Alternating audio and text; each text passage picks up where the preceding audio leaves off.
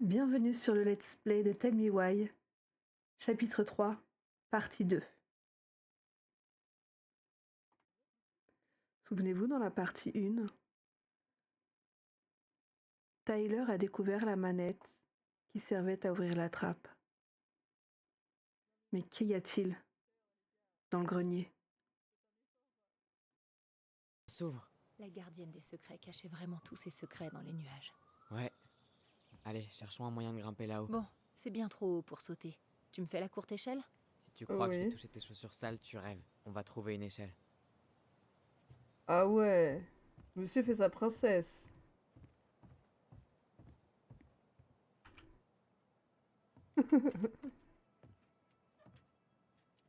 Qu'est-ce qu'on va apprendre de plus?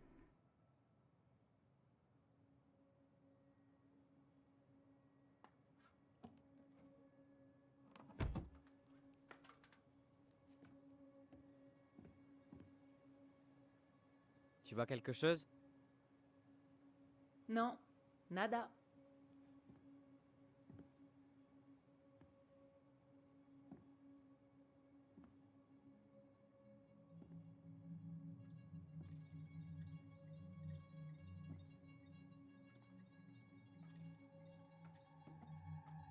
Là, un interrupteur.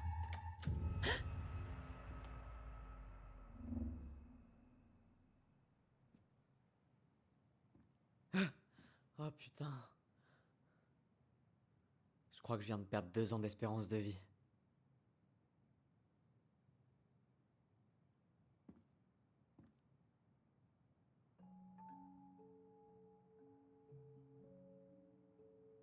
Wow.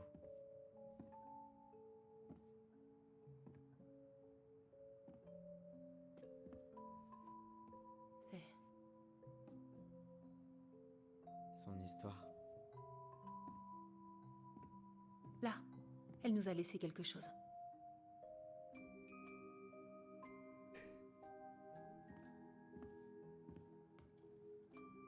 C'est un cadenas à combinaison, avec des lettres. Tu penses qu'elle a caché le code quelque part ici? Connaissant Marianne, c'est probable. Bon, on s'y met? Ouais. Commençons ici. J'ai pourtant level up au lit. Je suis choc-barre.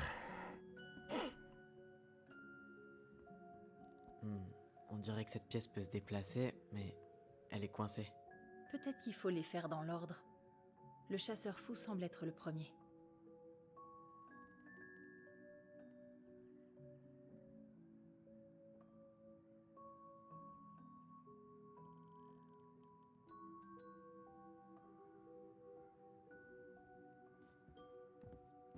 Tu le reconnais? Ouais, ça vient du conte où les gobelins piègent le chasseur fou. Ça y ressemble, mais c'est différent, non? Tu peux vérifier dans le livre? Eh ben, la voilà. À ton avis, pourquoi elle a changé les images? Je sais pas. C'est peut-être un message, comme si chaque différence avait une signification. Pardon, je lui ai coupé la parole encore. Bon allez, je file au dodo, moi. Des bisoupies, merci beaucoup d'être venu, trop bien. Ok, les différences. Ah, on fait les 7 différences, super. Ok. Ok. Il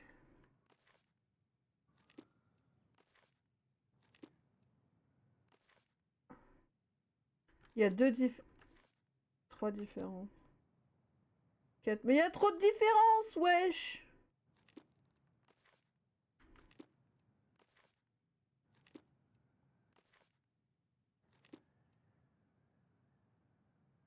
Ça bouge. Oh, il y a des boutons à certains endroits. Le chasseur fou a toujours ses 2 mains ici. Alors c'était soit avant que la Dame Dorée lui ait coupé l'autre main, ou bien c'était après qu'il l'a retrouvée. Ce qui fait que ça précède la plupart des histoires, ou que ça vient après. Ben, au moment où elle fuyait, ce que le chasseur fou pouvait bien représenter pour Marianne.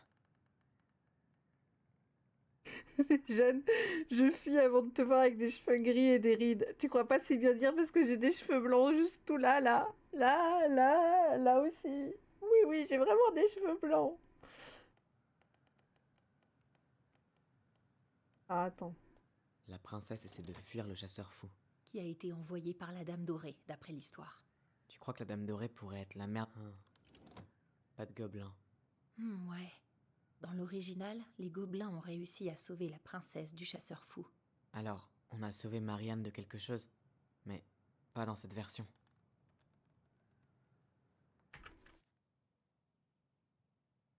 Alors. Ah ouais, la main gauche. Alors attends, si on désélectionne la main Ou pas. gauche.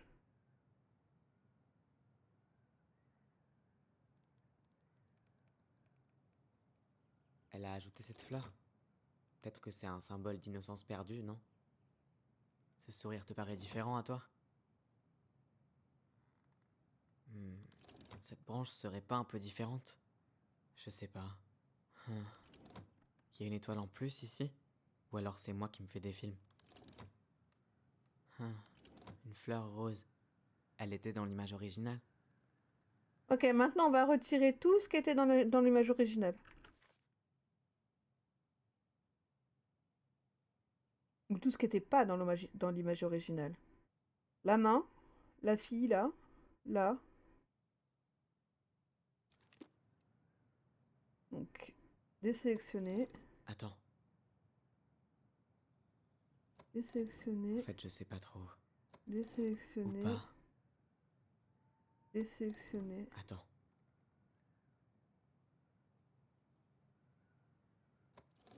Même si la branche est un poil différente, je pense pas que ça veuille dire quoi que ce soit.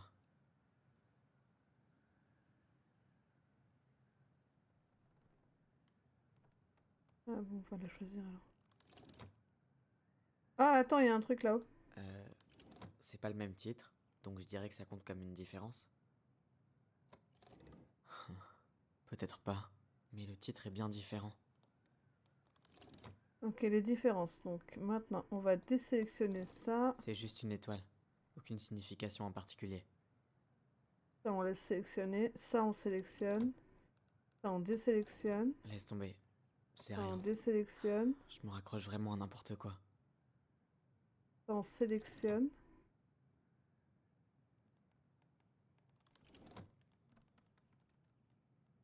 À ton avis, pourquoi elle a ajouté le château en arrière-plan? T'as vu la couleur du drapeau? Ça pourrait être le château de sa mère. On dirait que la princesse est en train de s'en échapper. Alors, Marianne aurait fait une fugue, et sa famille avait de l'argent.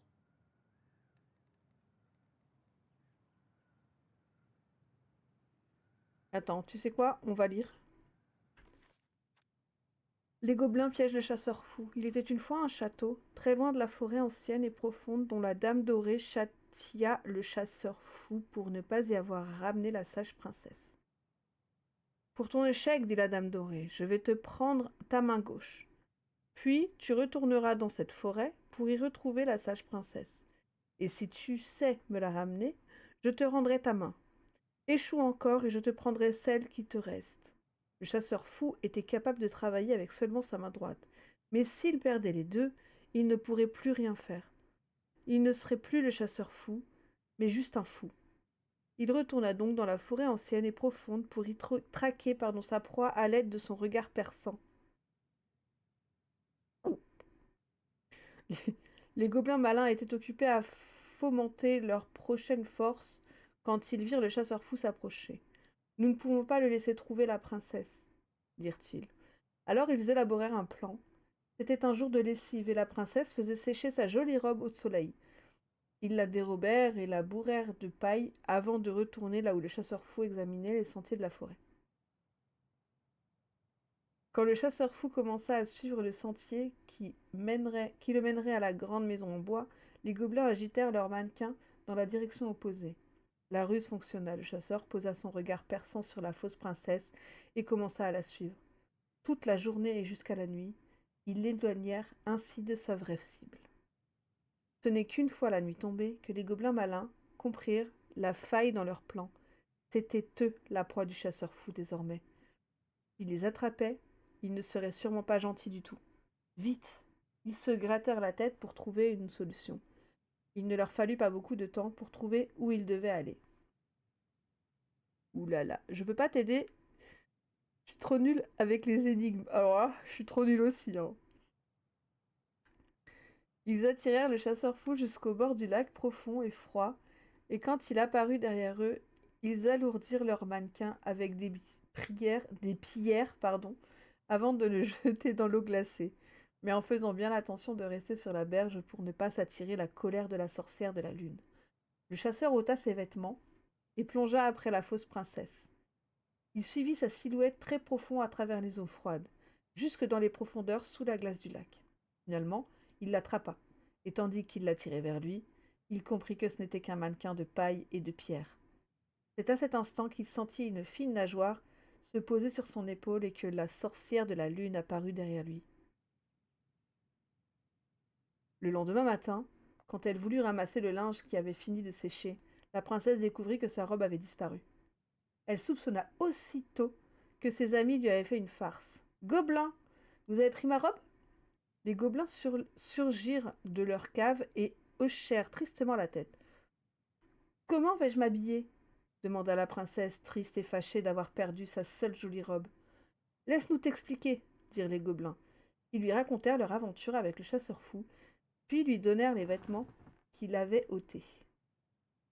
Ceci était un peu trop grand pour elle, mais bien plus chaud que sa robe. Elle leur pardonna aussitôt. « Merci de m'avoir protégée, mes amis, dit-elle. Et merci pour ces vêtements qui me tiendront bien plus chaud que ma jolie robe pendant l'hiver. » Le chasseur fou le chasseur fou fut capturé par la sorcière de la lune, mais elle ne le tua pas. Même avec une main en moins, il restait un serviteur très utile. Il commença à préparer son évasion afin de pouvoir se remettre à chasser.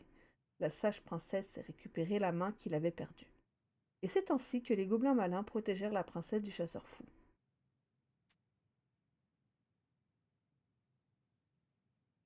Ok, donc lui, il a plus de main.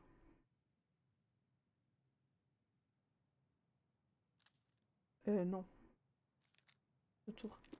Donc lui, il a pas de main. Faut lui enlever la main, là. Hop. Ou pas.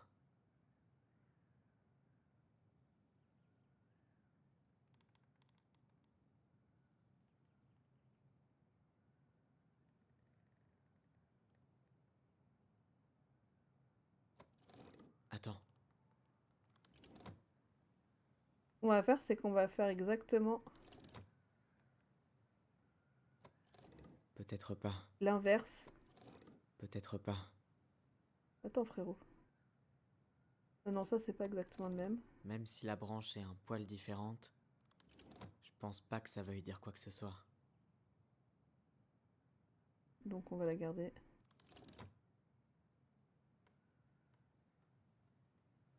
Ça, c'est bon. Ça, c'est ok. Ça, c'est ok. Et du coup...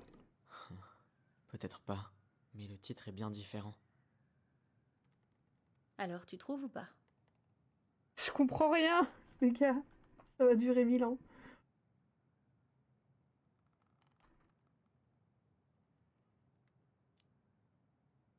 Non, je cherche encore.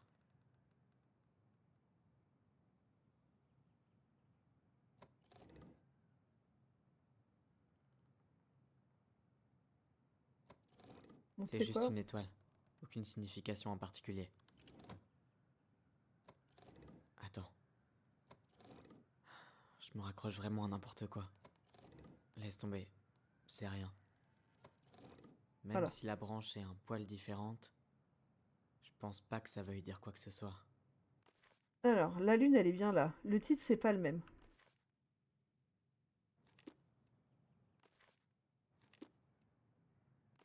Le sourire, c'est le même. L'étoile, elle est bien. Donc, le titre, c'est pas le même. Lui, il y est pas. Ok. L'arbre, il y est pas.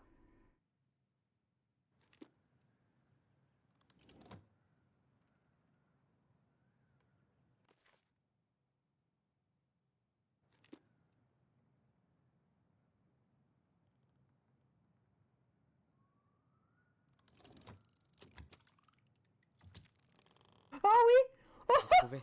Waouh! Y a quoi dedans?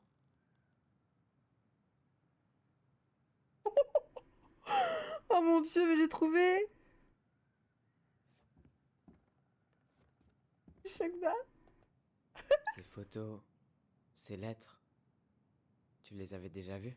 Toutes les photos de Marianne que j'ai vues sont celles accrochées au mur. Oh, la pauvre. Pourquoi elle garderait un vieux dessin d'un oiseau ici? I miss you forever. Oh.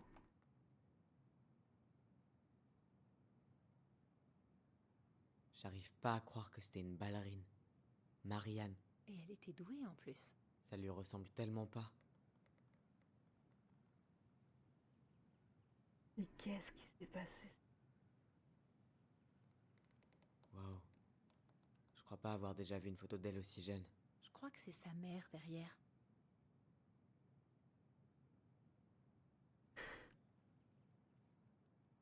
La Dame Dorée. C'est sa mère, c'est certain. Alors, tu crois que Marianne a grandi dans une famille riche? Peut-être. Ça aurait été sympa d'en profiter un peu. J'avoue. Tu savais qu'elle a fait des études d'ingénieur? Non, mais on dirait qu'elle a changé sa matière principale pour faire art visuel.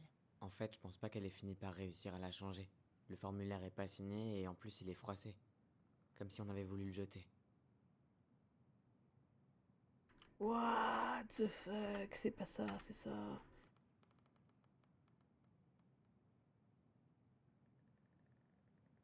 Signature d'étudiant, signature responsable de la nouvelle matière principale. Ok. Une petite lettre à côté. Attends, on va regarder ça d'abord. Un écologiste bohème. Ouais, ça devait être exactement le type d'homme de Marianne. Qui ça même? Brett. Brett. Marianne. Ça ne peut plus continuer. Tu mérites mieux que ces conneries du style ce n'est pas toi, c'est moi. Mais pour te dire les choses en face, tout ça est trop dur à gérer. Et j'ai compris que je n'étais tout simplement pas prêt. Si on avait pu faire les choses à notre façon, sans ta mère, pour nous mettre toujours la pression, alors tout aurait été différent. Mais le mal est fait. Et c'est sans doute trop tard maintenant. Je suis vraiment désolée, tu es une personne fabuleuse et tu as fait de moi un homme meilleur. Je me déteste de faire ça, mais je crois que tous les deux, on serait mieux l'un sans l'autre. Et me revoilà avec mes clichés. Surtout ne change jamais. Ici, mais ailleurs. Brent. The fuck? Plus mystérieux que ce type, tu meurs. What the fuck? Ok. Tyler, t'as vu cette petite lumière? Je crois qu'on doit résoudre celui-là. Putain, mais il va y en avoir combien? Mon Dieu. La dame dorée, la revoilà. Elle est sur tout le panneau. Il y avait une figurine de la dame dorée dans la cachette près de la peinture du chasseur fou, non? Ah oui, Alors, ça a sans doute un rapport avec ce qu'on a trouvé dedans.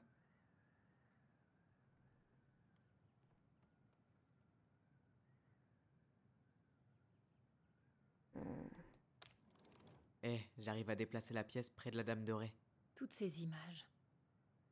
On dirait qu'elles datent de la vie de Marianne avant Delos. Tu trouves pas? Ouais, pour certaines c'est le cas. Alors c'est peut-être ça. Il faut sûrement qu'on trouve quelles sont les vraies. Est-ce que la Dame Dorée libère les animaux? À en juger par le manche à balai, je dirais qu'elle s'en débarrasse. Elle les libère pas.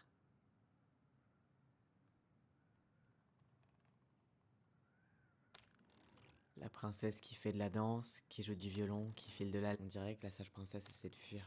La princesse qui fait de la danse, qui joue du violon, qui file de la laine. J'imagine que c'est ce qu'elle faisait pour s'amuser. T'as vu comme elle a l'air malheureuse sur toutes ces photos? Je crois que ça lui plaisait pas du tout.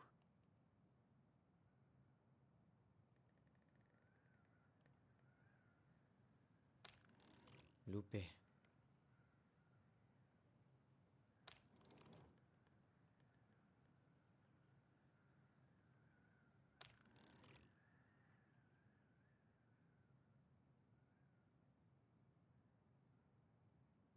Non, je pense que c'est plutôt là. Alors tu trouves ou pas? Et là... Non!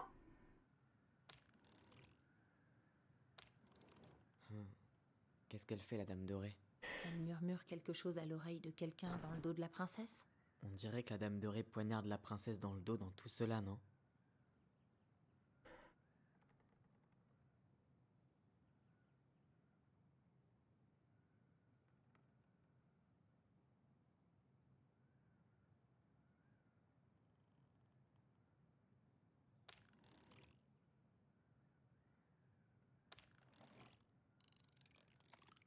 C'était ça? Ça s'ouvre. Je suis trop forte! J'aime! Ses créés parents la gardèrent prisonnière dans leur palais. Décrépit. Y a quoi dedans cette fois? Alors... C'est un chalet. C'est un chalet, ça, messieurs, dames. C'est Carole? Ouais, et Sam, C'est Sam? regarde-le. C'est Il fort. a l'air si jeune et heureux.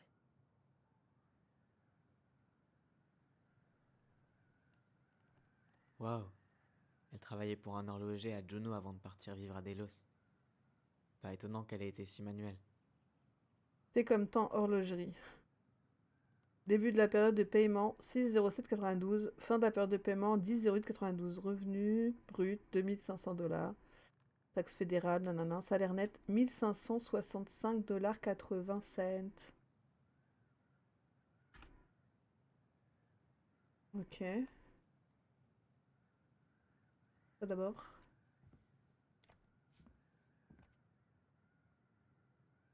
Lire. Parc Salmonberry, île Kodiak, éco-village, art, artisanat. Ok, tournez. Oh waouh! Salmonberry Park. Ah, il y a écrit C'est pas bon une voyage, communauté. Marianne, Ouais, Rick. on dirait bien. C'est trop bizarre de l'imaginer dans une communauté de ce genre. Tu sais, avec d'autres personnes. Le plus chelou, C'est c'est que les écrit en gens ont l'air de français. l'aimer. Où était Marianne, la reine de promo, quand la ville nous a tourné le dos? De la part des habitants du parc Salmonberry, île Kodiak, juin 92. Revenez nous voir, continuez à chercher ces réponses aux questions qui vous trottent dans la tête. Visage souriant. Shelly. Vous nous manquez déjà, Sol et Brownen, pardon. On est triste de vous voir repartir vers la civilisation. Votre attitude positive et votre esprit d'aventure vont nous manquer, ainsi que votre don pour la cueillette de baies comestibles. Ha ha ha. Marcus le Bello. Bon voyage, Marianne. Rick. Marianne, votre aura est si belle et chaleureuse, je sais que vous continuerez à briller où que vous alliez, que la paix vous accompagne. Yarita. Merci d'avoir été notre petit rayon de soleil, bon vent, Cabo et Wati. J'adore tes photos, bisous, Kamala. Ok. La lettre maintenant.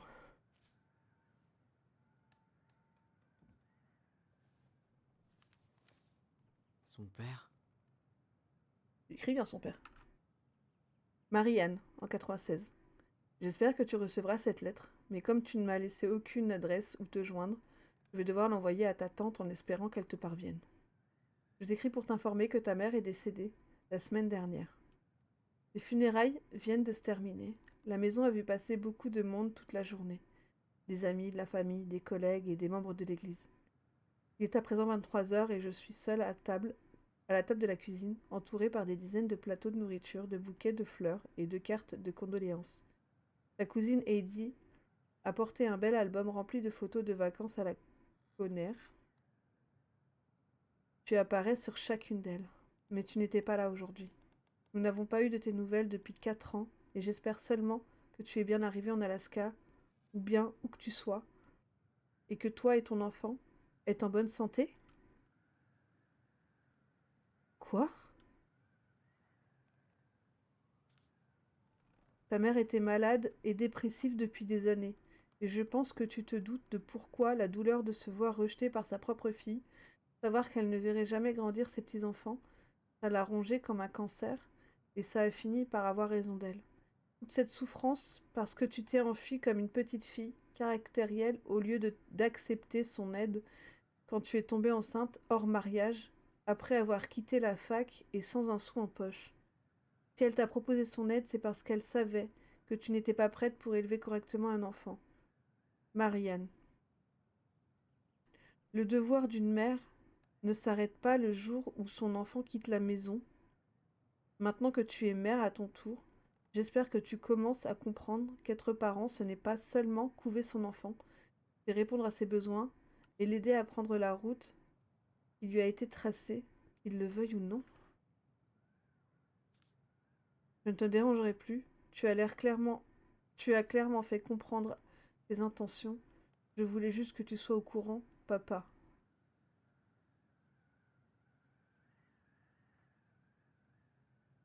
Ok. Donc c'est leur grand-père qui a écrit. Pardon? Marianne était enceinte en 1992, avant même d'arriver ici. Avant nous. On aurait un frère ou une sœur quelque part ici. C'est possible, mais elle a pu l'abandonner, faire une fausse couche. Qui sait? Ouais, c'est vrai.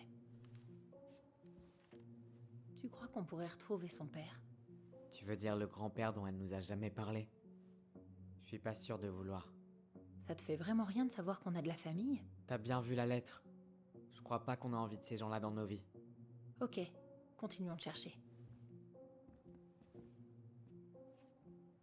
Quoi? C'est bien ce que j'avais compris. Il y a eu un autre enfant avant. Et qu'aurait un père différent du coup. Ils sont demi-sœur et une demi-frère, quelque part. Un demi-frère ou une demi-sœur. Moi j'étais serveur, j'ai gardé tous les dessins des enfants dans ma sacoche. Ah mais c'est trop mignon, hein. C'est trop mignon. Oh là là, je suis choc-barre. Il y a eu un autre enfant. Elle vient de s'allumer, donc je crois qu'on est censé résoudre celui-là.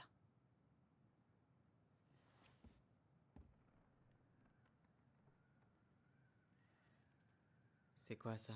Un genre de carte?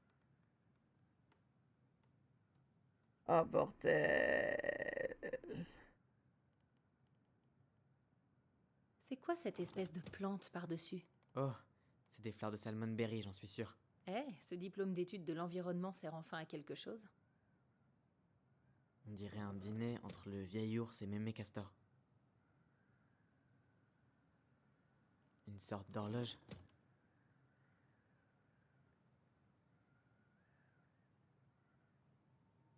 C'est la maison de la princesse. C'est le château de la Dame Dorée. On dirait que ça fait rien. C'est peut-être cassé. C'est pas le bon ordre, c'est vraiment pas le bon ordre.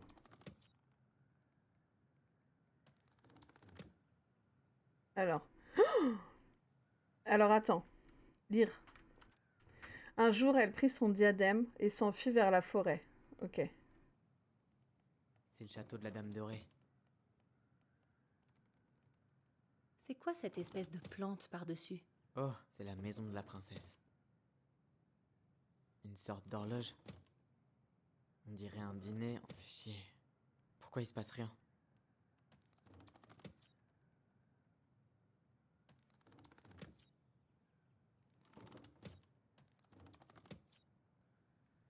Je comprends pas. Je vais bloquer là. C'est pas fou, c'est pas une dinguerie ça. C'est pas une grosse dinguerie de bloquer là. Alors.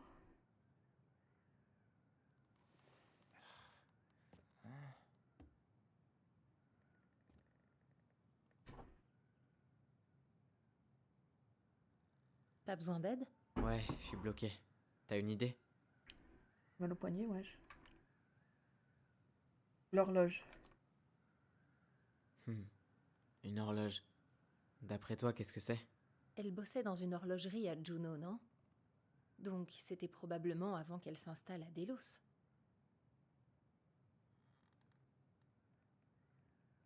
T'as besoin d'aide? Ouais, je suis bloqué. T'as une idée? J'ai capté. J'ai capté.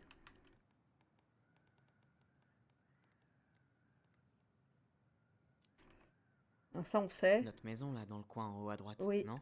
Ouais. Attends, elle l'a acheté quand, la maison, déjà? On ferait bien d'aller vérifier les dates.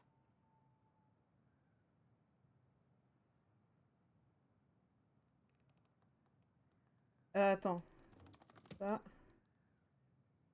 Faut pas me demander à moi, hein. Alors attends, ça c'est la maison d'où elle C'est est le château de la partie. Dame Dorée.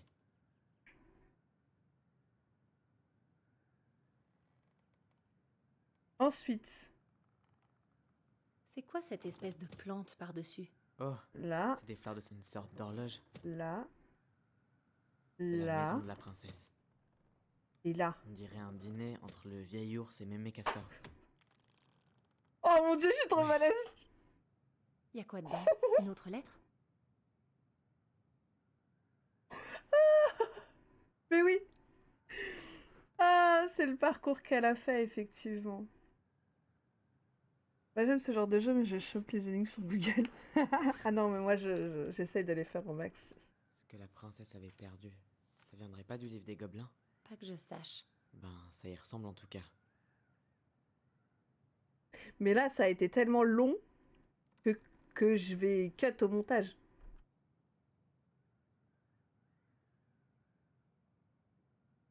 Allez, lire.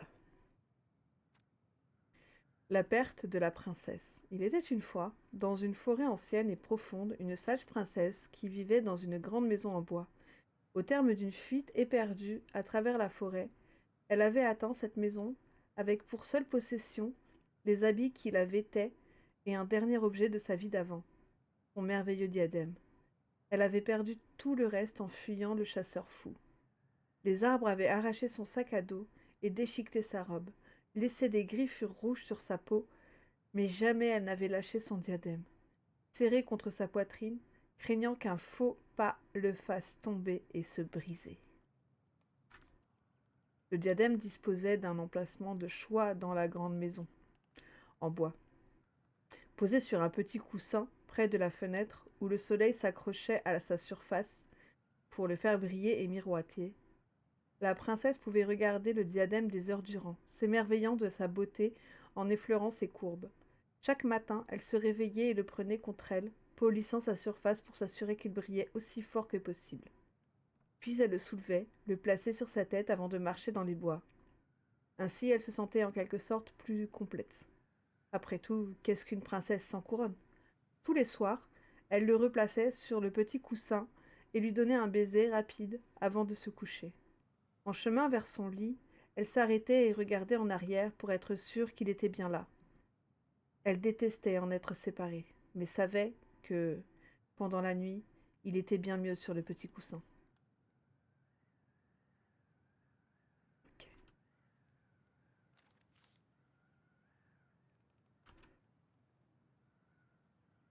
Une nuit, la princesse fut réveillée par une terrible tempête. Le vent hurlait contre les planches de la grande maison en bois et faisait trembler les carreaux. Craignant qu'une rafale ne brise le verre des fenêtres et ne jette le diadème par terre, elle le souleva de son oreiller pour le garder tout contre elle dans son lit. Elle le tint ainsi toute la nuit durant et, au petit matin, elle se réveilla encore en train de le cajoler très fort. La tempête retomba et la princesse enfin put souffler. La journée fut semblable à toutes les autres, mais elle frotta le diadème davantage que d'ordinaire, tant elle était soulagée que tout se soit bien terminé. Le soir suivant, elle déposa doucement le diadème sur son oreiller, lui donna un baiser rapide et alla se coucher. En chemin vers son lit, elle s'arrêta et regarda en arrière pour être sûre qu'il était bien là. À l'aube, elle se réveilla soudain et sentit que quelque chose n'allait pas. Près de la fenêtre, le diadème gisait au sol, terne et brisé. Rien d'autre dans la pièce n'avait changé. L'oreiller était exactement là où elle l'avait laissé. La fenêtre était fermée, il n'y avait pas eu de tempête, pas de vent, aucun signe que quelque chose s'était mal passé. Pourtant, le diadème gisait sur le sol, muet et cassé. La princesse s'en saisit et le serra dans ses bras en poussant un cri déchirant. Vite, elle essaya de le réparer, de le frotter, de toutes ses forces, mais c'était trop tard. La lumière était partie, et il s'en était allé. La princesse garda le diadème contre elle tout au long de la journée et toute la nuit suivante, assise à la même fenêtre où elle avait l'habitude de le polir. Quand le soleil revint, elle regarda à l'extérieur et son regard se posa sur un jeune arbre. Elle se rappela comment cet arbre frêle avait survécu à l'hiver, s'accrochant à la vie malgré la terre dure et gelée. Sans un mot, elle sortit et c'est là qu'elle enterra le diadème. Tandis que la dernière poignée de terre retombait, la princesse sentit qu'elle l'avait vraiment perdu, et avec lui, le dernier lien de son ancienne vie. Elle ne pourrait qu'aller de l'avant et chercher une nouvelle place pour elle en ce monde. Un monde où elle n'était plus une princesse à la robe et au diadème merveilleux, seulement une femme éplorée, toute seule, dans une forêt ancienne et profonde. Et c'est ainsi que la princesse perdait son titre, et ce qu'elle avait de plus précieux. Triste. Giga triste. Et c'est ainsi que la princesse perdit ce qu'elle avait de plus précieux. Et son titre. C'est l'histoire qu'elle nous a racontée ce soir-là. Je comprends mieux maintenant. Ouais. Elle est tombée enceinte.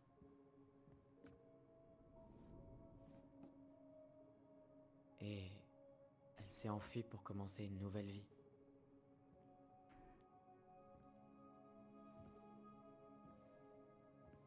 Ensuite, elle est arrivée à Delos Crossing.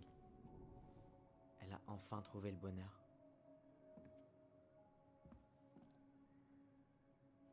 Merci pour le Discord. Son bébé est mort. Comment tu sais qu'il est mort, le bébé? J'imagine même pas ce qu'elle a pu ressentir. Elle a tout laissé derrière elle. Bâti une nouvelle vie pour lui. Et là, tout s'effondre. Je pense que ça a sûrement dû l'aider de nous avoir. Mais quand il a été question de nous séparer d'elle, elle a disjoncté. Elle supportait pas de perdre encore un enfant. Ça avait rien à voir avec nous. Je sais pas comment je dois réagir à tout ça. Je sais pas non plus, mais tout ce que je voulais, c'est comprendre ce qui lui était arrivé. Je comprends maintenant. Ouais. On sait toujours pas ce qu'il y a dans ce coffre. Certes.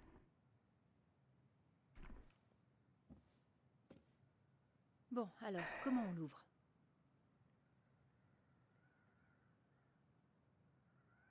Comment ça poser? La Dame Dorée reste enfermée dans son château. Rendons sa pierre au rat musqué. Le roi de glace va dans la forêt, évidemment.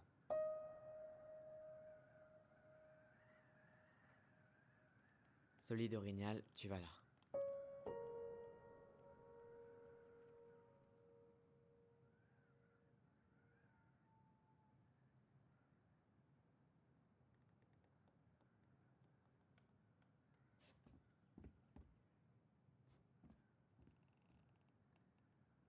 Les gobelins malins vont ici. La pieuse pélican va à cet endroit.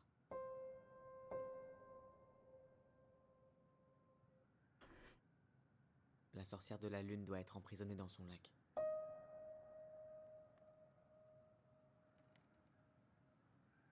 Il n'y en avait pas d'autres?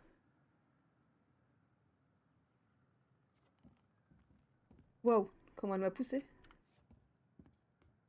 Tout au fou de moi. Regardez. La princesse perdit son trésor le plus précieux. C'est pour ça, ça s'est vraiment passé. J'arrive toujours pas à y C'est croire. son enfant. C'est son enfant. C'est quoi le jeu? Le jeu, c'est Tell Me Why. Je suis au chapitre 3. Je pense et j'espère le dernier. Mais on est passé par toutes les émotions depuis le premier jusqu'à maintenant. Donc, elle a perdu le bébé, ok, d'accord. Pourquoi les Examiner. illustrations du livre des gobelins sont ici? Je sais pas. Ok.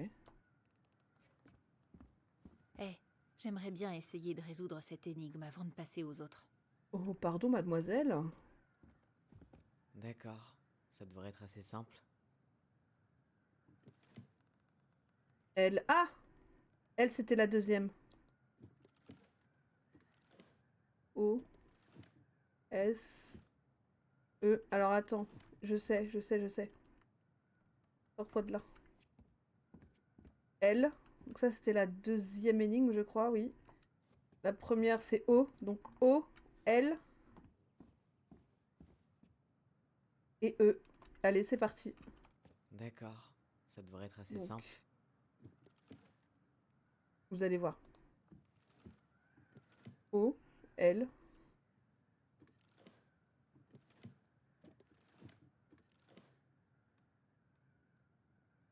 Bon, d'accord, c'est pas ça.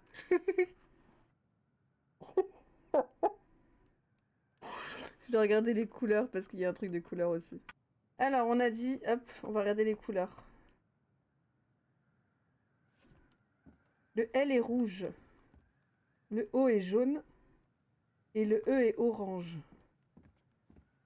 On n'a qu'à forcer le coffre. Donc Il y a un le pied de vis L juste en bas. est Quoi? rouge. Non. Tu veux pas essayer de comprendre ce que ça veut dire? J'en ai marre des devinettes. Le L est rouge. J'ai dit le E est violet. Et orange, pardon.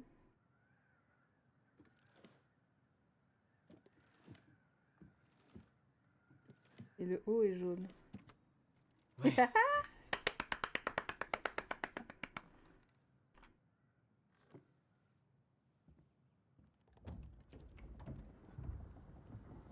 Oh mon Dieu. Wow. C'est pas devenu plus sombre ici d'un coup?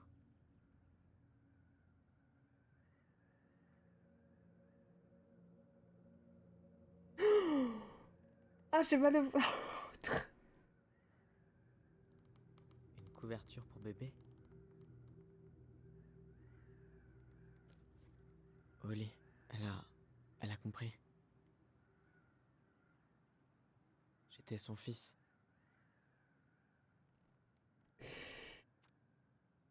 Pour Allison et Holly. Nous écrivons des histoires pour comprendre et être compris. Mais que serait-ce une histoire sans un début? Je suis désolée de vous avoir caché le début de la mienne pendant si longtemps. Je vous aime, mes gobelins. Pourquoi elle a mis une photo de cet arbre là-dedans? Bah, c'est là où elle a enterré la couronne, non?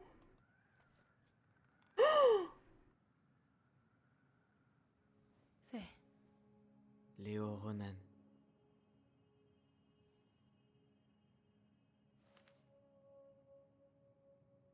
Pourquoi elle nous a rien dit? Pourquoi est-ce qu'elle en a jamais parlé? Ben, parce que c'est horrible, putain. Voilà pourquoi. Ali, tu crois vraiment qu'on a bien fait d'ouvrir cette boîte? Bien sûr. Il vaut mieux qu'on apprenne ce qui s'est passé. Même si c'est dur. Et...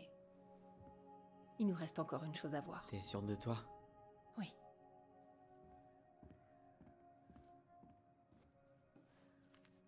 Viens, on va sur le ponton. Il faut qu'on aille jusqu'au bout.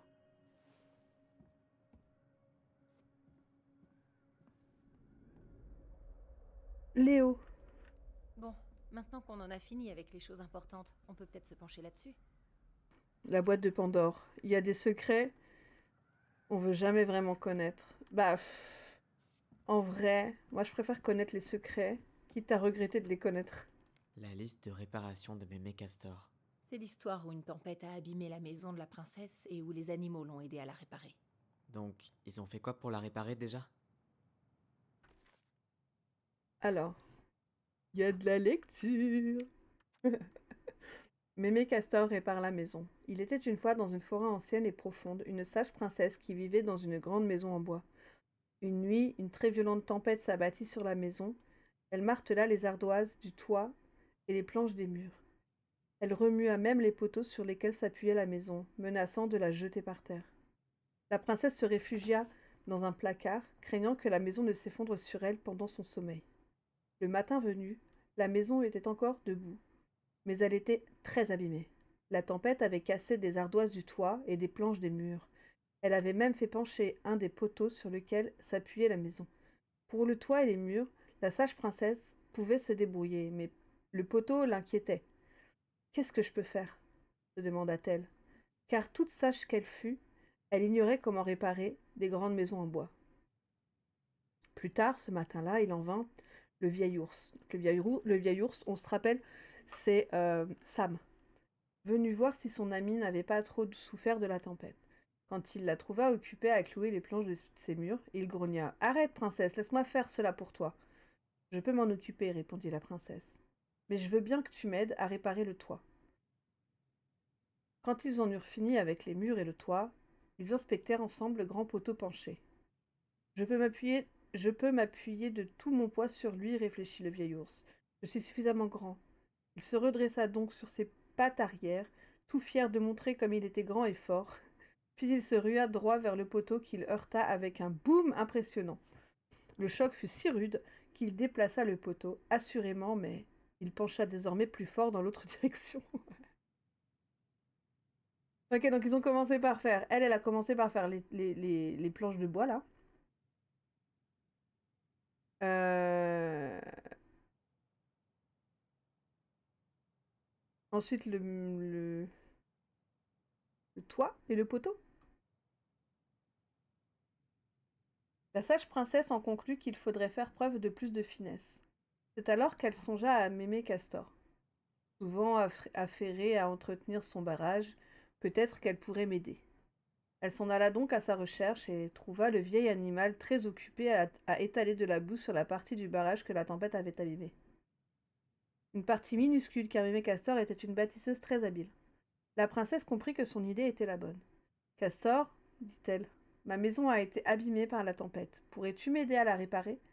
Mémé Castor réfléchit. « Je crois, oui. » Et elle interrompt les réparations de sa propre tanière pour suivre la princesse. Mémé Castor prit le temps de bien examiner la grande maison en bois avant de hocher la tête. « Ce ne sera pas très compliqué, dit-elle, et elle redressa le poteau prudemment en le frappant vigoureusement avec sa queue. Quand ce fut terminé, la sage princesse lui caressa la tête. « Merci, Castor, dit-elle. Le vent avait cassé les ardoises du toit et les planches des murs, et avait même fait plier ce grand poteau. Mais grâce à toi, ma maison est encore là. » Ce n'était vraiment rien, dit Mémé Castor, qui s'en retourna travailler sur sa propre tanière. Ah, mais il y a encore une page. L'hiver suivant, Mémé Castor tomba malade, très malade. Elle ne fut plus en mesure de réparer son barrage ni de trouver de quoi manger, alors la princesse veilla à lui apporter des repas. Elle lui apporta des ragoûts de maïs et des haricots, et des paniers pleins d'écorces et de brindilles de tremble, qui étaient ses préférés. Un soir, la sage princesse remarqua que la tanière du castor s'abîmait peu à peu. Elle entreprit donc de la réparer. Et bien qu'elle ne fût pas aussi habile que Mémé Castor, ses travaux gardèrent le vieil animal au sec et chaud. « Merci, dit Mémé Castor. « De rien, répondit la princesse. Tu m'as aidée quand la tempête menaçait de jeter ma maison par terre. Grâce à toi, ma maison est encore là, et je suis ravie d'être là pour toi. » La princesse s'occupa ainsi de Mémé Castor jusqu'au jour où, en arrivant au barrage, elle trouva la forêt bien silencieuse. Aucun chant d'oiseaux, aucun bruissement de branches, aucun couinement de petites créatures dans le sous-bois. « Oh !» dit la princesse en regardant tristement le barrage, car elle savait que le vieil animal était mort. « Au revoir, mon ami. » Et c'est ainsi que Mémé Castor sauva la grande maison en bois et que la sage princesse la remercia. Mémé Castor, du coup, c'est la maman de Eddie.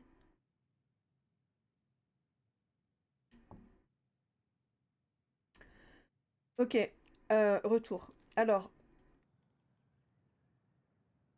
elle a dit qu'on réparait d'abord le toit. Elle a réparé les ardoises du toit. Elle a réparé les planches arrachées des murs. Elle a redressé le poteau. C'est bon. Trop forte! I am very, very forte. Pardon. Waouh. Ça devait être dur pour Eddie. Ouais, il aime pas trop parler d'elle. Chère Marianne, tu couvres tes oreilles dès que je veux aborder cette conversation avec toi. Aussi, j'ai pensé que j'aurais sans doute plus de chance par lettre.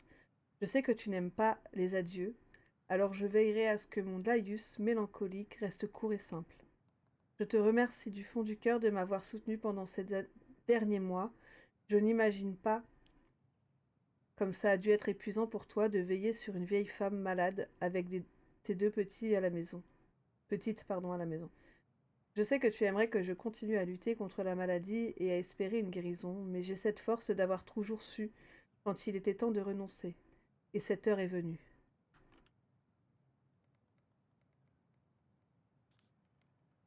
J'aimerais te demander une dernière faveur, je t'en prie. Veux-tu bien t'occuper d'Eddie quand je ne serai plus là? Mon pauvre garçon fait le brave depuis que son père est mort, mais je sais qu'il souffre. Je partirai en paix, sachant qu'il a toujours une famille près de lui. Il pourrait peut-être apprendre aux enfants à pêcher. Il adore passer du temps auprès d'elle. Merci pour ta chaleur et pour la paix que tu as apportée dans ma vie. Embrasse bien les enfants de ma part, s'il te plaît, Carole. Ah ouais! Ah ouais, il y en a, ils passent pas par quatre chemins, hein. Et tu disais que t'étais trop nulle avec les éthiques. Oui, mais là, c'était plus les... Fallait lire et aller dans l'ordre du bouquin. C'était pas vraiment une énigme. Putain, elle est déjà là, elle. Attends, là, ça va être plus dur. Les bonnes actions des gobelins malins. Bien sûr, les gobelins devaient aider les créatures de la forêt pour payer leurs dettes à la pélican. Alors, qu'est-ce qu'ils ont fait? Tu sais, je m'en souviens plus trop. Alors, attends. Faire tomber la ruche, ok. Aider le castor. Serrer dans ses bras, quoi? Nourrir. Gratter. Retirer l'épine.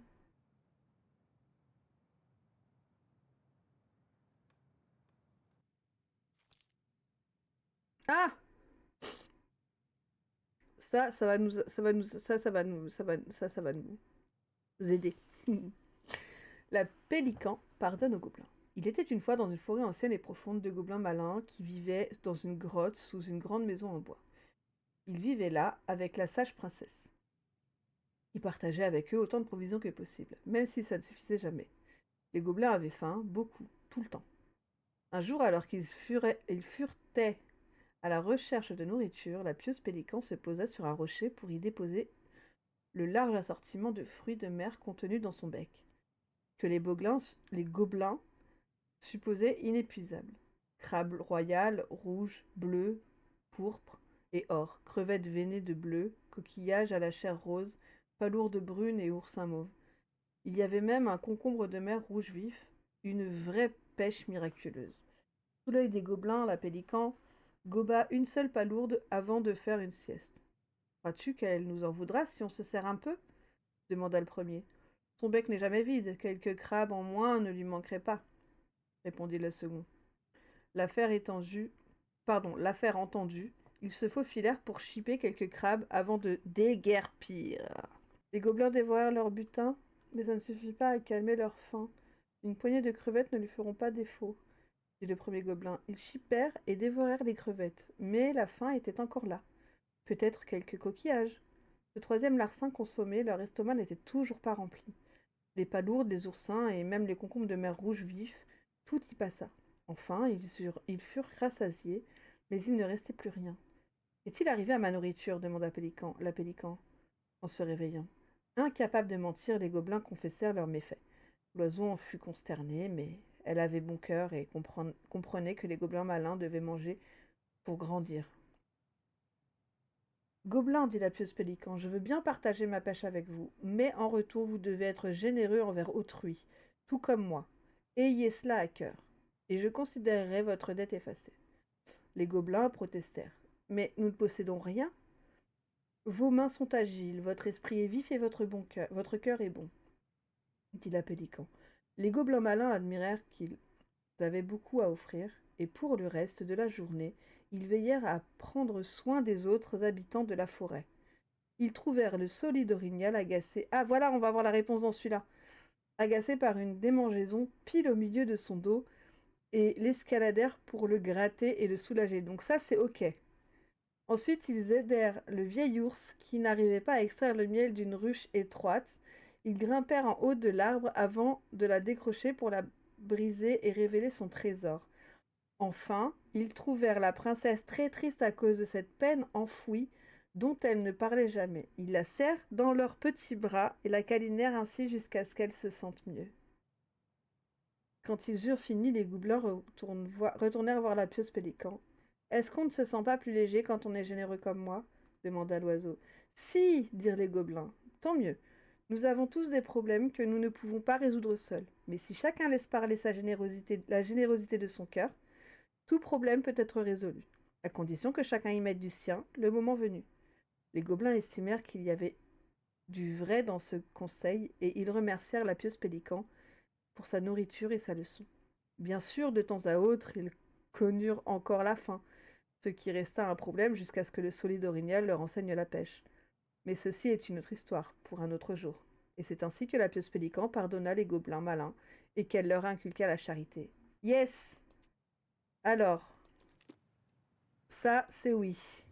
Ils ont brisé la ruche pour le vieil ours. Ça, c'est oui. Ils ont serré la princesse dans leurs bras quand elle pleurait. Et ça, c'est oui. Ils ont gratté le dos du solide orignal. Pourquoi ça marche pas? Pourquoi ça marche pas? Oh! Il faut faire dans l'ordre? Non. En fait, je sais pas trop.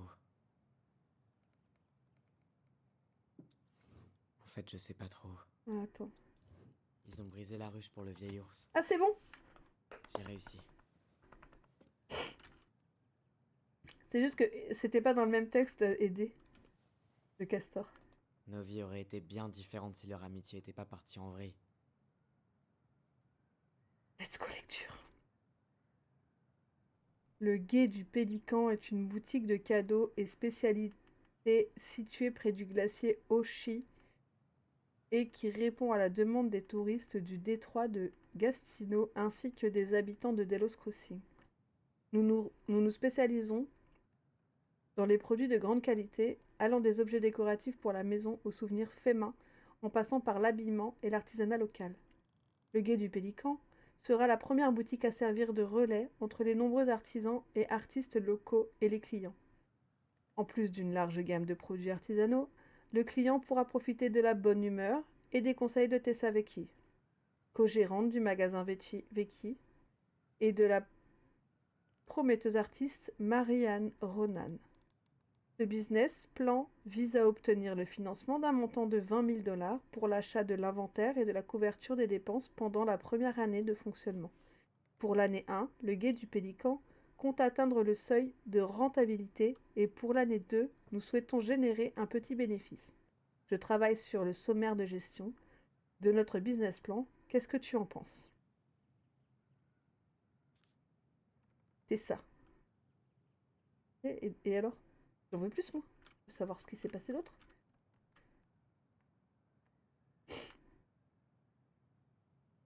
Nos vies auraient été bien Il y avait différentes que si ça, leur vraiment? amitié était pas partie en vrille. Joli. Ah, il n'y a que ça. Ok. Ah, pardon. Ah, ouais, mais il y en a 4 en fait. Les gars. Les cadeaux du vieil ours à la princesse. J'ai complètement oublié cette histoire. Il lui a donné quoi déjà? Et si on ouvrait le livre pour vérifier?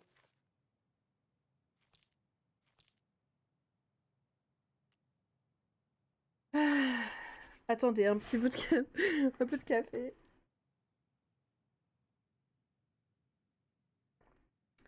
L'ours et la princesse. Il était une fois, dans une forêt ancienne et profonde, un vieil ours qui pêchait depuis la berge des saumons, les saumons remontant de la rivière vers les frayères. Alors que sa grosse patte venait d'attraper un gros poisson bien gras, il entendit une voix de femme appeler à l'aide. Sa première idée fut de se concentrer sur son déjeuner, mais au second cri, il décida d'aller voir ce qui se passait. Après une courte trotte, il découvrit la princesse cachée au sommet d'un arbre au pied duquel grondait et jappait un loup.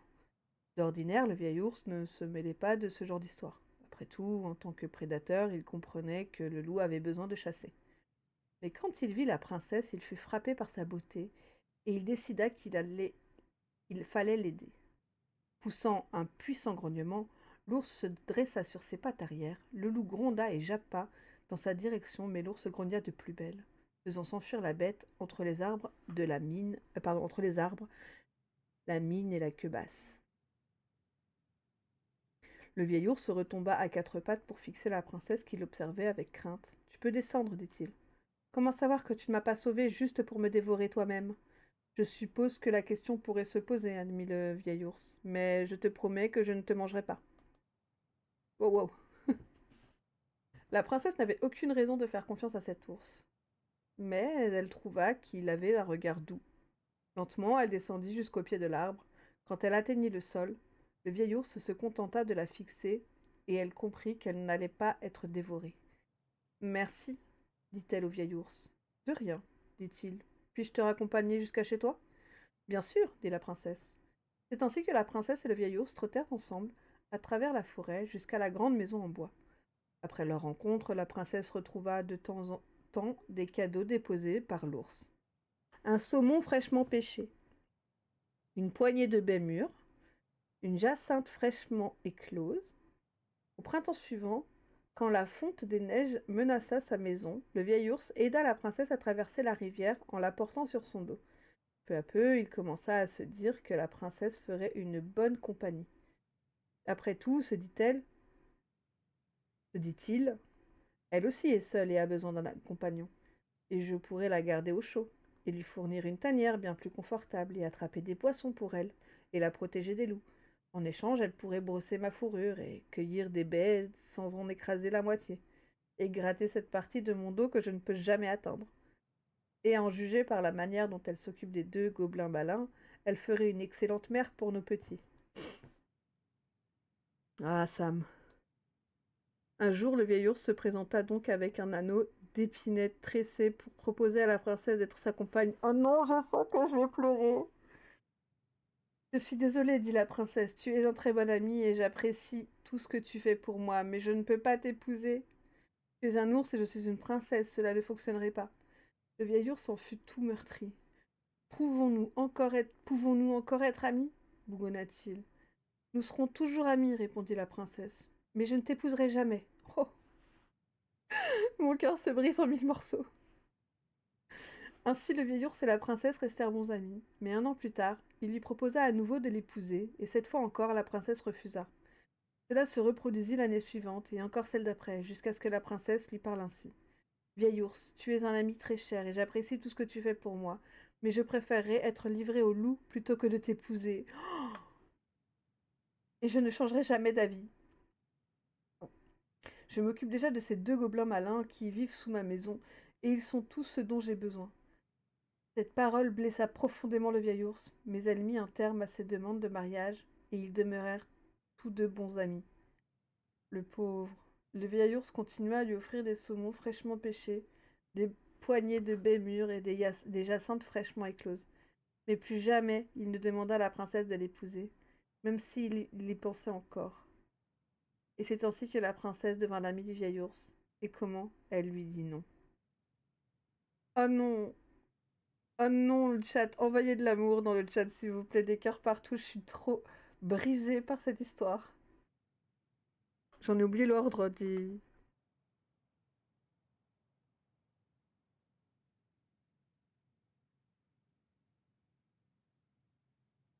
Un saumon, les baies mûres et la jacinthe.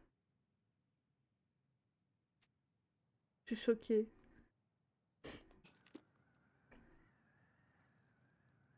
Alors, un saumon. Un saumon tout juste pêché. Des roses peut-être? Non, repose. Attends. Une jacinthe fraîchement éclose? Ça, c'est le troisième. En fait, je sais pas trop. Un saumon, les baies.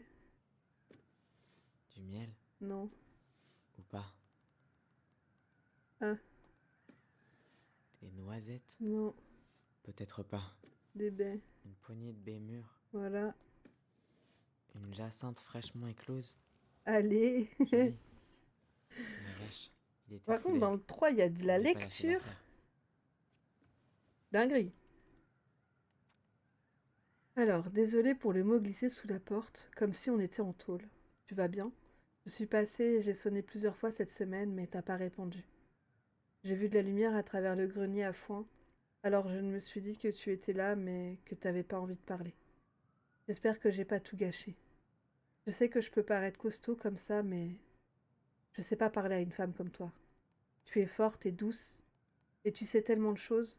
C'est dur pour moi d'être à la hauteur. Je crois que tout ça m'a un peu pris la tête, mais je veux que tu saches que j'ai bien reçu le message, et que je vais te lâcher la grappe maintenant, et qu'il n'y a pas de problème. On peut se croiser dans la rue et se dire bonjour ou pas, c'est pas grave. PS, j'ai remarqué une fuite sous ta voiture alors j'ai mis du mastic. Il faudra peut-être quand même l'emmener au garage. Préviens-moi si tu veux que je vienne avec toi, parce que ces mecs peuvent t'arnaquer. Si tu veux pas, c'est pas grave. Sam. Oh, c'est déchirant. Franchement, merde. C'est vraiment horrible. J'y rigole, c'est nerveux. C'est giga nerveux. Le butin des gobelins malins. Ça vient de la princesse et les deux voleurs. J'ai dessiné l'original. Et moi, je me rappelle avoir dessiné ce gâteau, qui est, et de très loin, ce qu'il y a de mieux dans ce tableau. Bien sûr, Picasso. Alors tu devrais te souvenir de ce que les gobelins ont volé dans ce conte, hein? Alors, les gobelins ont volé ça. Et s'ils avaient piqué des cuillères? Ils ont volé ça. Peut-être qu'ils ont volé des fruits de la princesse? Ils ont volé des bonbons, c'est ça? Peut-être pas. Ils avaient pas pris des vêtements de la princesse?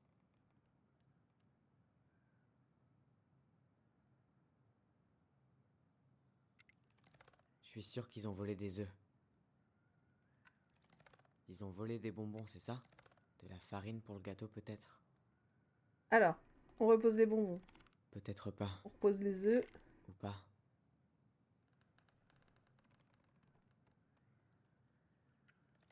Attends.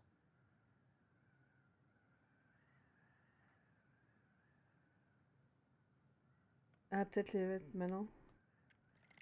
Ou pas. Bon, on va devoir relire le bouquin. C'était où?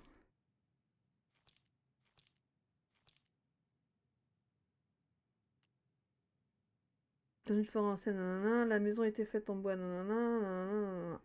La forêt était grande, la princesse était ravie de vivre seule dans cette grande maison, nanana. Ok, page numéro 2. Un jour, sa nourriture disparaissait de sa maison. C'était pas grand chose au début, juste quelques fruits, des noix et des œufs.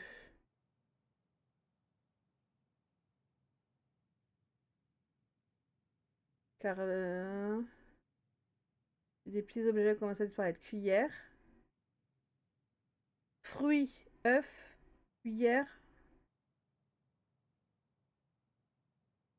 Fruits, œufs, cuillère. Alors, on va reposer Ou ça pas. et on va reposer ça. Alors, Peut-être pas. fruits, Peut-être qu'ils ont volé des fruits de la princesse? œufs, Je suis sûr qu'ils ont volé des œufs. cuillère. Et s'ils avaient piqué des cuillères? J'ai trouvé. Je suis trop forte. Pardon. Je me suis toujours demandé où était passé ce dessin. Elle a dit que c'était son préféré, puis un jour il s'est volatilisé.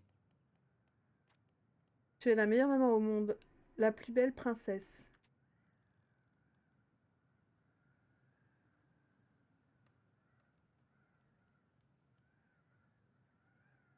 Ça y est, on a fini. Toi, tu parles plus.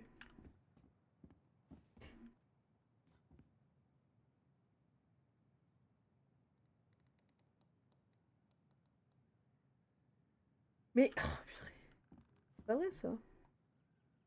Tu veux vraiment y aller? T'es sûr qu'on a tout vu? Ouais, on y va.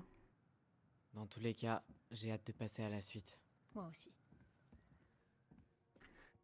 Ça va, toi, tu te réveilles, c'est ça?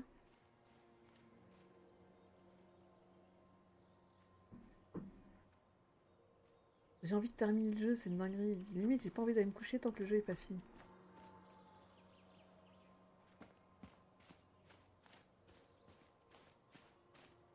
T'es sûr? Yes. Sûr de quoi? Ok. Et là, non. Non. Là.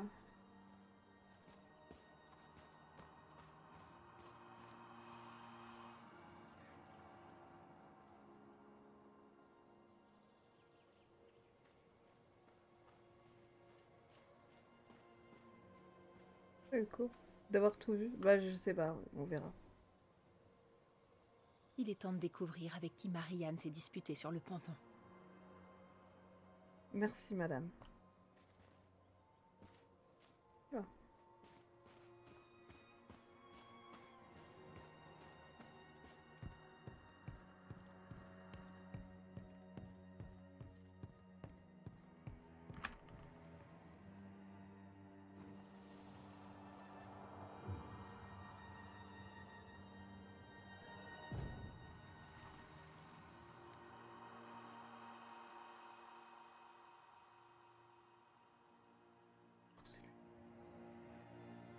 Je sais Presque. quelque chose.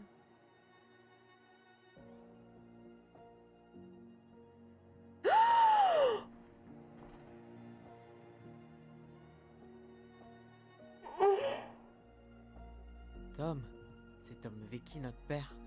Mais oui, ça pouvait être que lui. Tessa savait. T'es d'accord? Ouais, c'est obligé. C'est ça qu'elle refusait de nous dire. Sérieux, Marianne et Tom? Je sais. Ah. Qu'est-ce qu'on fait maintenant? On lui demande de venir et on l'oblige à nous dire ce qui s'est passé. Et s'il refuse? On connaît son secret. Il viendra. Tom, c'est Allison. Il faut qu'on parle. On sait que c'est toi.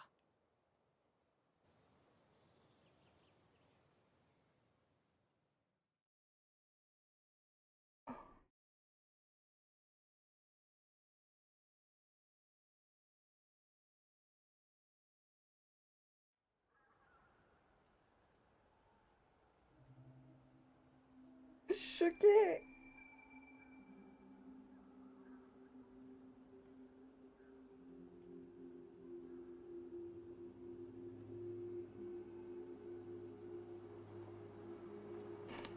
Putain, j'ai pensé à tout le monde sauf à Laisse-moi lui. prendre les choses en main. Je le connais mieux que toi. Enfin, c'est ce que je croyais, en tout cas. Ok, Quel enfer. comme tu veux. Tant qu'on obtient des réponses. Je suis choquée, putain.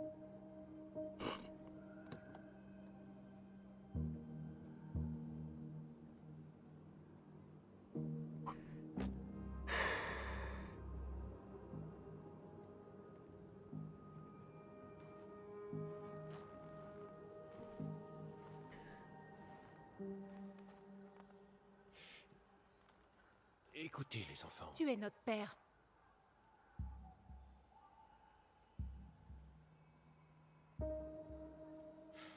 Déjà, Oui, c'est vrai. des Tu bisous à savais toi, à quel Max. point on était dans la merde. On n'avait rien du tout. Pourquoi t'as pas aidé Marianne? Tu parles de l'argent qu'elle réclamait? On n'avait rien de plus à offrir. Cet hiver avait été dur pour tout le monde. Je vous signale que vous seriez mort de faim si on ne vous avait pas donné à manger. Fais pas comme si t'y étais pour quelque chose. C'était grâce à Tessa. C'est cruel de penser ça, jeune homme.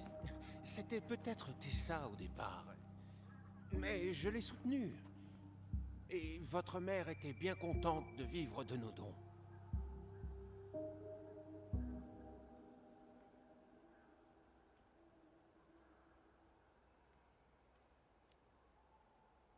T'étais là cette nuit-là. T'as vu Marianne et Tyler. Pourquoi tu l'as pas aidée? Je sais que c'était vraiment pas glorieux. Mais elle m'avait menacé de mort. Alors t'as décidé de la laisser se noyer? Décidé? J'ai rien décidé. Tout est arrivé si vite que j'ai paniqué. Et au moment où je suis arrivé en ville, Brown était déjà parti, de toute façon. Vraiment, il n'y avait rien d'autre que je puisse faire.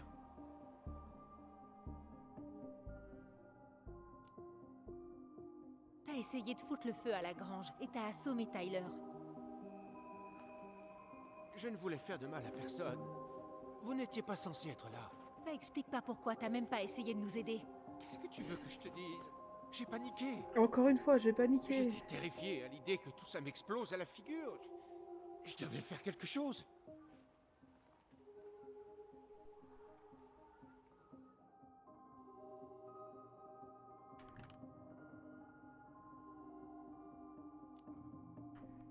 Bon, on fait quoi maintenant?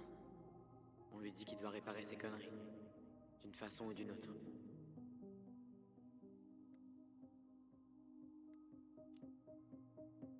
Tu nous as laissé tomber, Tom. Tu dois te racheter. Je ferai tout ce que vous voulez.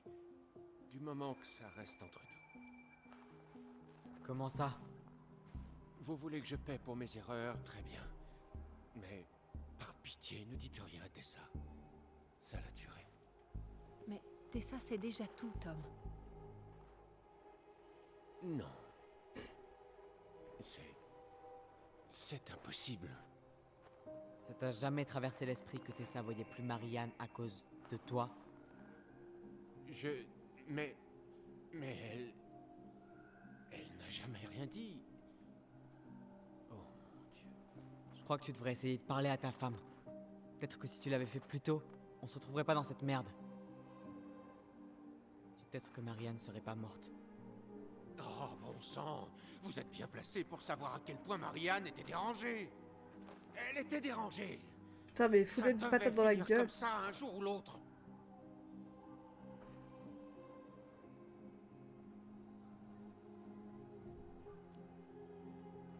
Et tu pouvais pas prendre le risque d'être là quand ça arriverait. Même si ça voulait dire la laisser élever ses enfants toute seule ici. Ça serait pas arrivé si t'avais pris tes putains de responsabilités. Je n'ai pas eu le choix. Ça n'aurait jamais dû arriver. On a toujours le choix, mec. Vous savez, votre mère était une très belle femme. Bah oui, c'était de sa Elle faute avait parce qu'elle était tellement belle, voyagé, connard, va. Elle avait fait tellement de choses. Putain, ça rend ouf. Pardon, Tout ce que j'avais toujours rêvé de faire. ça rend ouf. Je me suis laissé prendre. L'amour m'a rendu stupide. Ouais, bah c'était Bon, déjà j'ai fait stupide des avant, à erreurs. mon avis. Mais toute cette histoire doit rester uniquement entre nous. C'est Pourquoi? mort, mon pote. On est au courant. Tessa est au courant. Moi, je vais tout dire. Marianne est morte. Y a plus de raison de se taire. Il a peur que ça plombe sa campagne. Je me trompe? Exactement, mec. Bon Dieu, Tom. J'ai gardé votre secret toutes ces années. Je comptais pas le rendre public. Mais je le ferai s'il le faut. Quoi? Oui. Votre petite histoire de légitime défense. Je n'ai jamais dit à personne comment Marianne était vraiment morte. Oh là là, j'ai envie de le Cette buter. nuit-là, je suis venu parce que je m'inquiétais pour votre mère.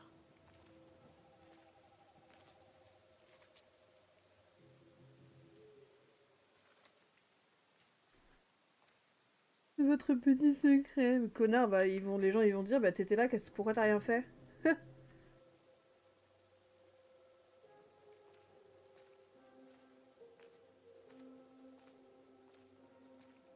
Oh mon Dieu. Et Sim, on m'a forcé à le faire. On m'a forcé à le faire. Pourquoi il a fait ça? Tout est de sa faute. Sa faute. Tout est de sa faute.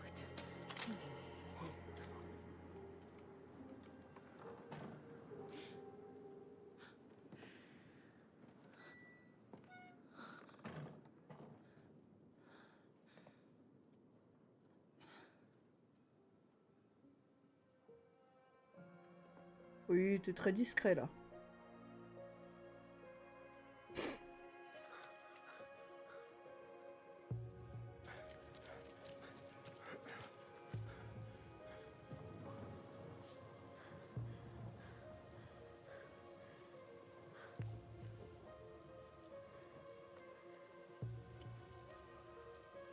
Chasseur fou.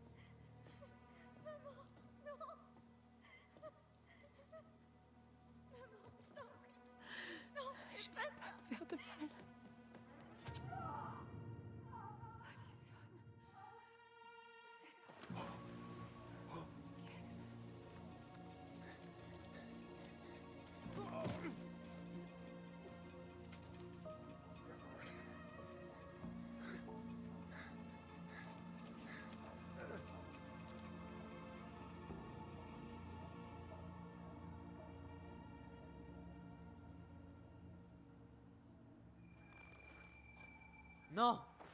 C'est pas vrai! T'es qu'un putain de menteur! Je sais ce que j'ai vu. Oh, t'essaies de nous manipuler! Exactement comme tu l'as manipulé! Tyler! Attends, tu l'écoutes pas là, rassure-moi! Sois plus maligne, Allison. T'es sûr de vouloir que la vérité éclate? Tu as beaucoup plus à y perdre que lui. Son nom sera lavé, mais le tien, ce sera toi la meurtrière. Que dira ton oncle? Et Michael, hein? Enfin, toute la ville va se retourner contre toi. J'aurais dû le dire à Eddie. Toi, tu la touches pas. J'aurais dû le dire à Eddie. Tu sais que j'ai raison. Ça suffit. Va-t'en d'ici, Tom. Tyler et moi avons besoin de discuter. Mais, bon sang, réfléchissez bien à ce que vous allez faire. Il y a un tas de vie dans la balance. Fous-nous la paix, putain! Et reviens jamais ici!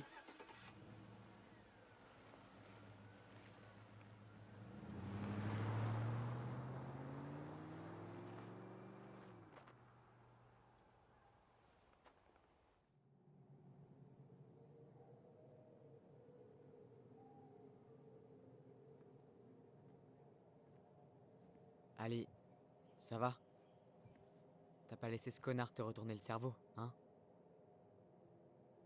Alors? Et s'il avait raison? J'ai fait tellement de cauchemars sur cette nuit-là. Ça ressemble beaucoup à ce qu'a dit Tom. Et maintenant, quand j'essaie de m'en souvenir, je vois plus que ça. Il essaie clairement de te manipuler. Et toi, tu le laisses faire. Non, c'est plus que ça. Depuis qu'on a commencé à chercher, j'ai vraiment l'impression qu'il y a quelque chose qui tourne pas rond. Ça tourne pas rond parce que c'est ce qu'il veut te faire croire. Le laisse pas s'en tirer comme ça. Peut-être bien qu'il ment pas. On fait que tout mélanger depuis le début. On a des souvenirs totalement différents du passé, toi et moi. Seulement sur quelques détails. C'est pas le cas là. Elle allait me tuer, je te rappelle. J'en suis plus si sûre, Tyler.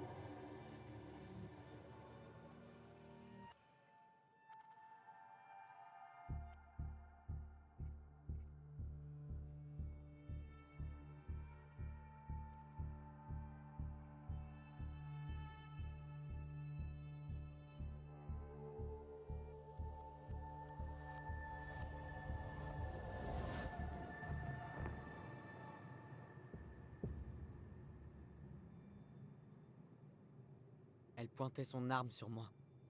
Elle m'a poursuivi. Elle a dit qu'elle allait me tuer.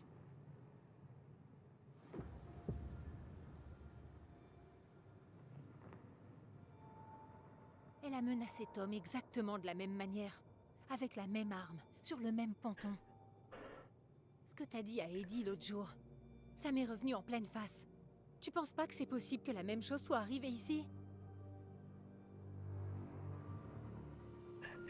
J'imagine que c'est possible. Merde.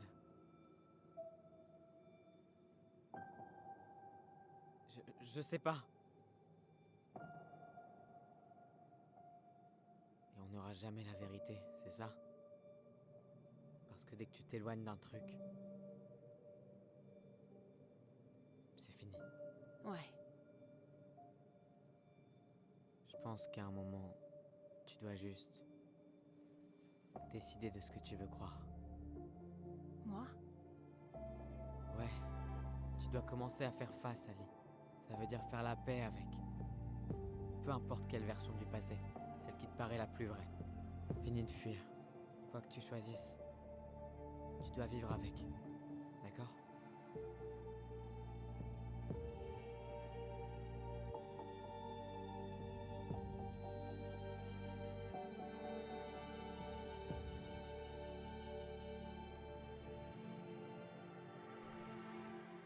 Je vais pas te faire de mal. Je vais te tuer.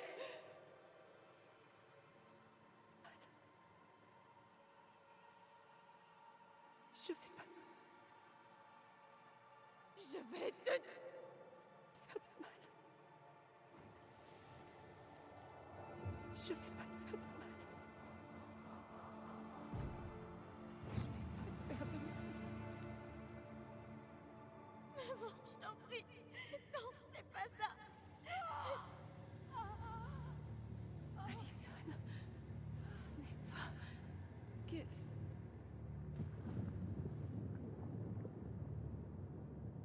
Elle voulait se suicider.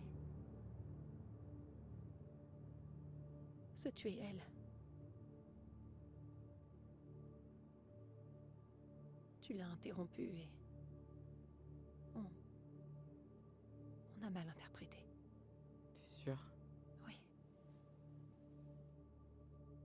Ce grenier. Tyler, il a été fait pour nous. C'était sa façon à elle d'expliquer ce qu'elle était en train de traverser.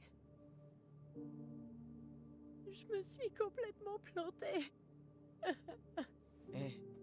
Ça va aller. Je suis là.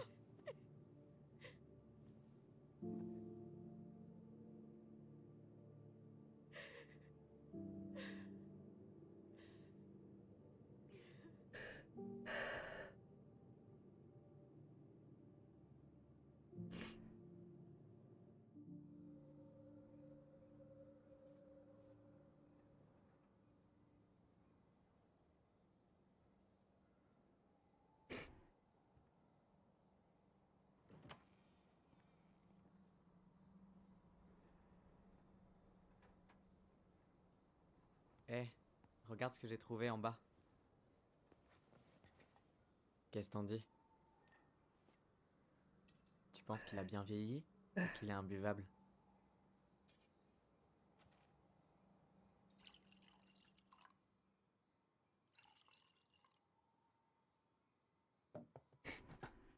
Dis-moi quoi tu penses. En fait, j'arrête pas de l'entendre te dire qu'elle veut pas te faire de mal. Encore. Et encore. On était des gamins. On a paniqué. On n'était pas prêts à gérer ce merdier. Elle voulait juste te parler. Et moi, je l'ai tuée. Arrête.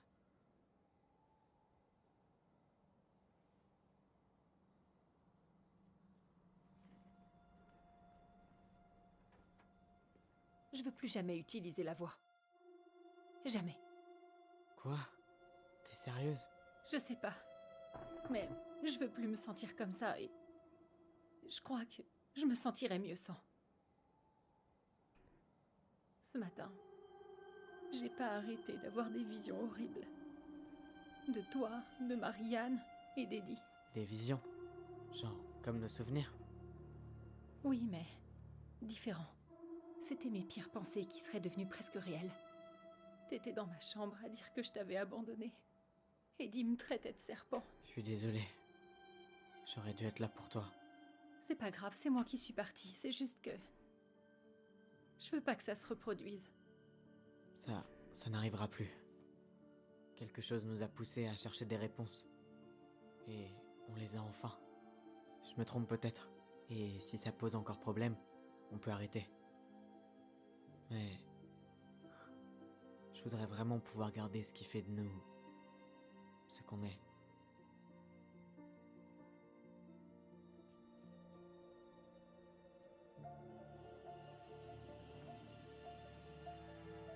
Le chasseur fou fut capturé par la sorcière de la lune. Mais elle ne le tua pas, parce que même dépourvu de sa main, il restait un serviteur très utile. Alors, il Qu'est-ce que commença t'en à penses? préparer son évasion, Frères et sœurs pour toujours. afin de pouvoir se remettre à chasser la sage princesse et récupérer sa main. Évidemment. Et c'est ainsi que les gobelins malins protégèrent la sage princesse du chasseur fou.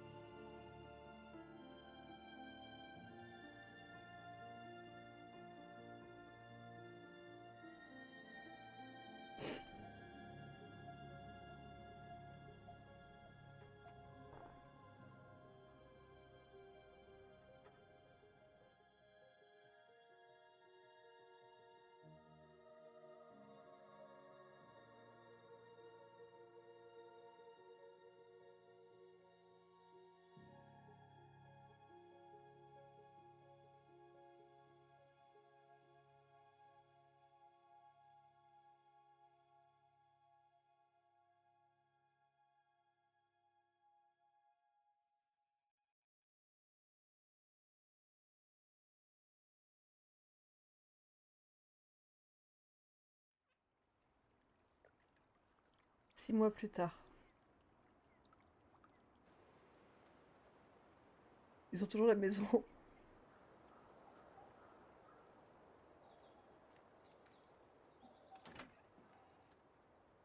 Mais quoi? Non! Oh! Il a coupé ses cheveux! Mais pourquoi?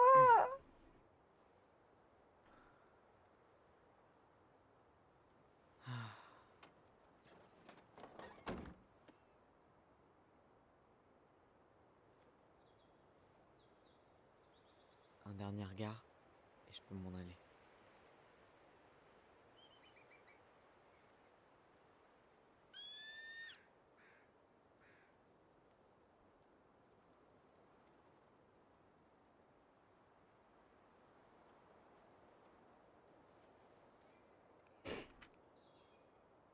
Salut, c'est moi. Salut, moi. La maison est vide. Je me prépare à partir, donc c'est ta dernière chance. Tu veux que je fasse un dernier truc avant de quitter la ville? Du coup, Ty, tu laisses les clés chez Tina, c'est ça? Ouais, je vais les déposer à son bureau en allant au ferry. Bon, ben c'est tout.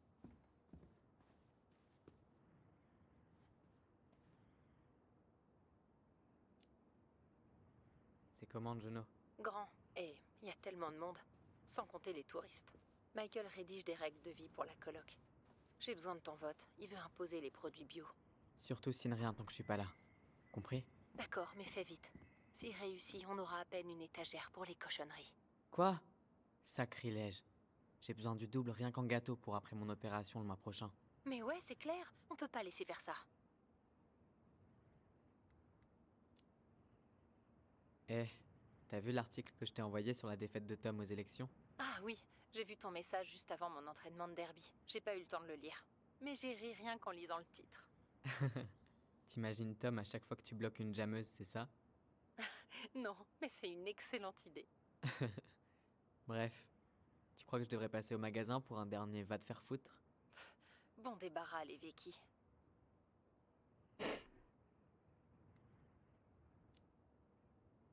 Comment ça va? Écoute, ça va bien. Vraiment bien. Et toi? Pareil. Tu sais, vider la maison m'a éclairci les idées. Merci de l'avoir fait. L'observatoire avait vraiment besoin de moi cette semaine. Et après tout ce qui s'est passé, je sentais que j'avais besoin d'air et de prendre mes distances avec Delos Crossing. T'inquiète pas. Alors, t'aimes toujours autant ta psy? Gail? Oui, j'étais justement en train d'écrire des lettres qu'elle m'a donné à faire comme devoir. Ça m'a vraiment aidé à prendre du recul. C'est vraiment super.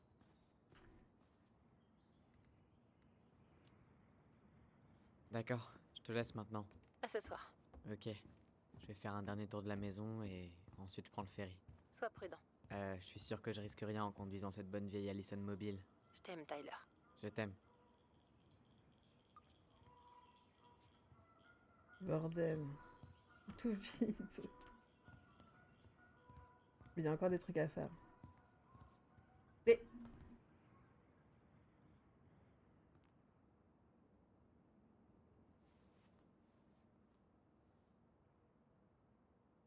Oh là là. Pour la postérité.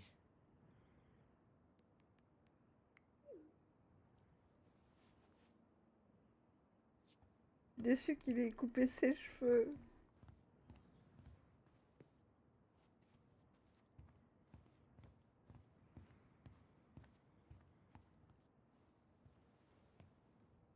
J'espère que le nouveau propriétaire aime les réparations.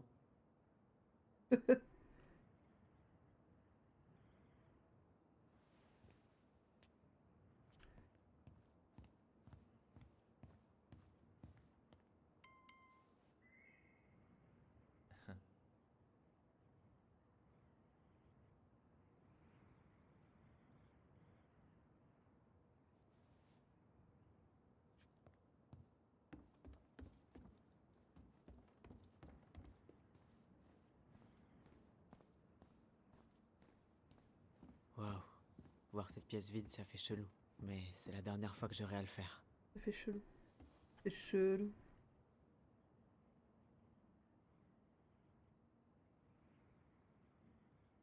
Ah, hiver et été, c'est joli. Tu la laisses par terre ou elle la mettre sur un... Ok. As you want.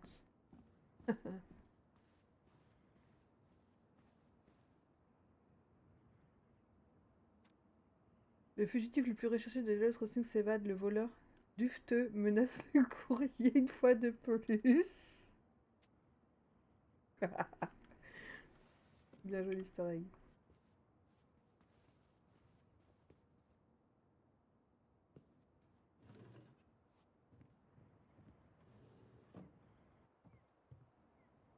Non, non, je veux re-rentrer, pardon. J'ai oublié de faire un truc.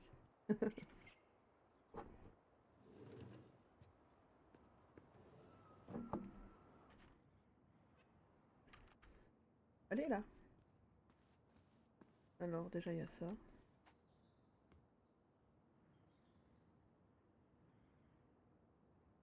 À lire. Hier, Michael, tu dois être soulagé d'en avoir fini avec cet endroit. C'est clair. S'il n'y a pas trop de bouchons, je devrais arriver chez nous vers 16 heures. Ah ah, les bouchons à Delos. Seulement si le voleur des boîtes aux lettres s'est échappé. Au fait, je suis en train de faire ces biscuits que t'aimes tant. Je mets des gaz alors, je vais certainement détruire des bouches d'incendie et stop sur la route. Haha. Michael, essaye de ne pas mourir, je les garderai bien au chaud. À tout à l'heure. Smiley souriant. Ok, frère.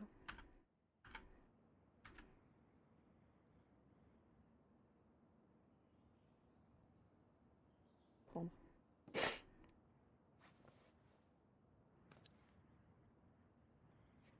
Allez, il y a un courrier là et après ce sera tout. Attends, d'abord les photos.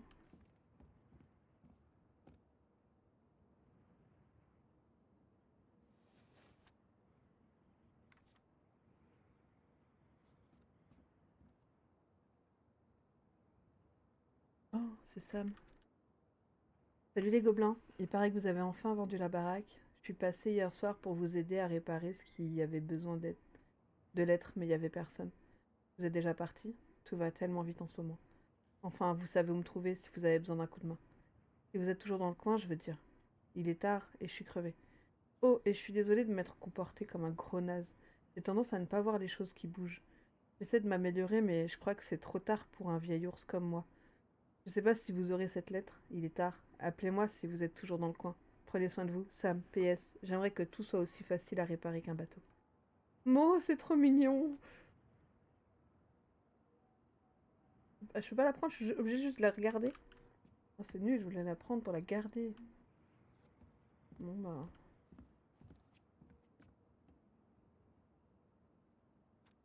Université de Jeunes, rejoignez-nous, inscrivez-vous aujourd'hui. Oui, bah oui. J'allais te le dire. Oh, putain. La caméra! Je pense qu'on est sur la fin, les amis.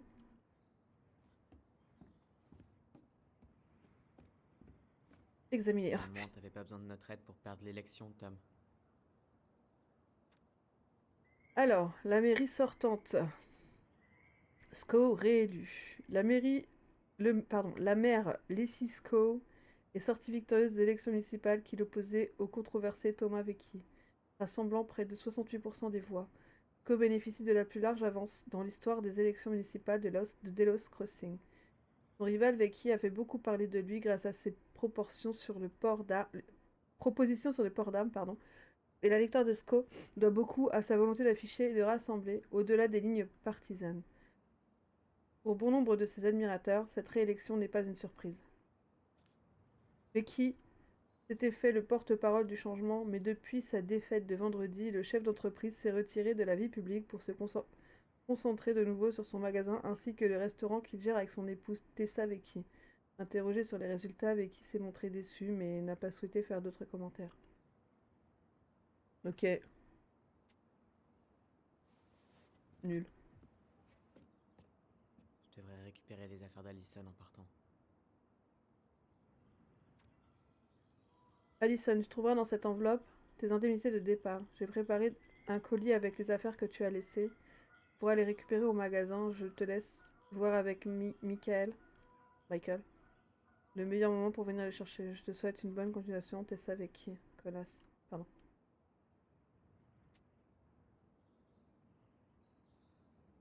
Ok, regardez, je peux pas prendre ça non plus. Ok. C'est toi, il y a vraiment qu'un truc là, mec. Ok, est-ce qu'il y a des trucs ici? Non. Let's go, y a rien. Quitter la maison pour de bon. Ah, dur!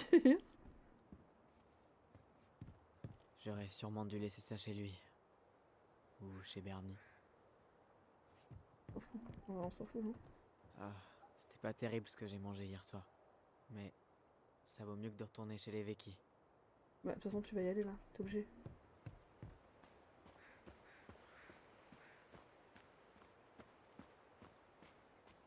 Vérifie juste la grange, mais on peut rien faire, ok. Bon, bah, à partir définitivement. Aïe aïe aïe. Soyez avec moi, les amis. Allez, 3, 2, 1.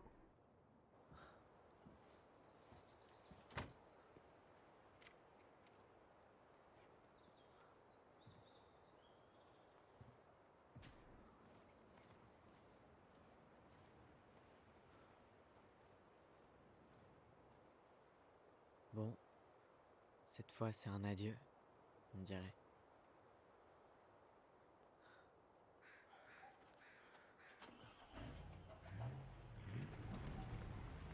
Oh.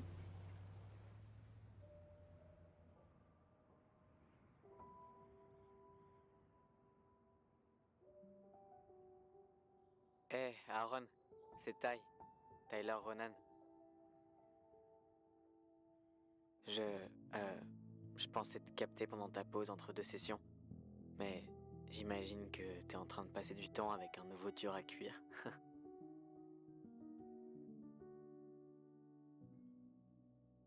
Euh, je sais que je t'ai pas appelé depuis que j'ai quitté Fireweed, mais je voulais juste te dire que, t'avais raison quand tu disais que le deuil, c'était comme un cycle.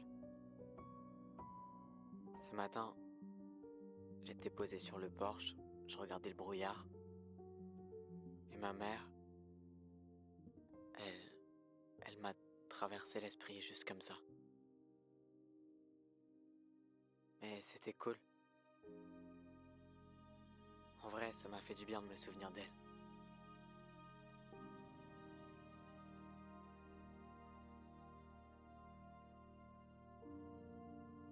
Enfin bref, tu peux me rappeler, si jamais t'as un moment. À plus tard, Aaron. Et merci.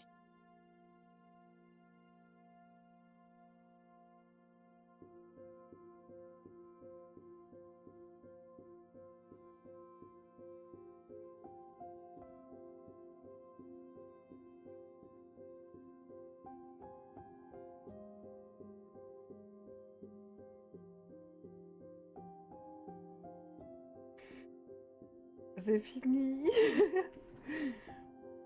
Waouh. Alors, t'as kiffé? De ouf. C'est... Waouh.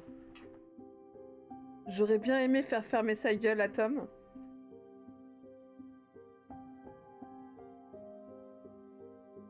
Mais j'ai pris une claque dans la gueule. Je suis choquée de toutes les claques que j'ai pris dans la gueule. Ça marche. Des bisous Nalkan, bonne nuit, merci d'être resté jusqu'à la fin. Là je vais faire mon petit discours de fin et puis on ira faire un raid après. Merci beaucoup d'avoir suivi ce let's play.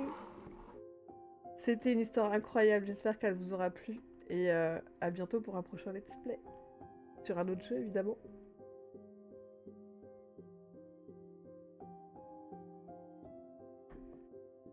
Voilà les gars.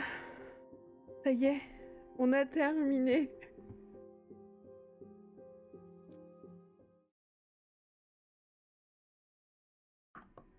Ah!